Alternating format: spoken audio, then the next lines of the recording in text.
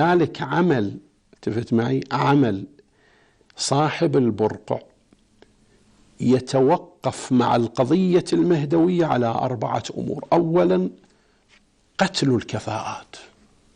شقد عندنا الآن كفاءات قتلت قتلا معنويا. أنا ذاكر هذا الموضوع، الكفاءات التي قتلت في العراق تقريبا 4000 وكذا، الرقم رقم مهول، الذين قتلهم القاعدة والأمريكان والدواعش. 2 إبعاد الفاعلين المؤثرين وعزلهم وإبدالهم بتافهين. شوف بروح أبوك اليوم بينك وبين الله الناس تاخذ الترندات من الحوزة لو من التافهين؟ لا، من التافهين.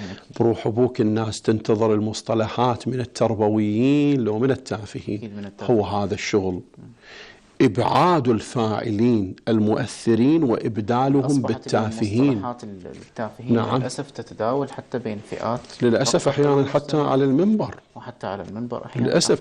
بصراحة هذا الأمر ليس أمرا عاديا. البعض يتصور هذه يدور طشة، لا مو طشة. هذه القضية شغل ابن صاحب البرقع اللي هو سولفنا عنه زمان الأقنعة. 3 تدمير الكفاءات بنفسها وتسطيحها وجعلها تنسحب من الميدان. ايش قد تسمع هاي العبارة؟ والله هسه هذا الزمان مو مال وعي. صح.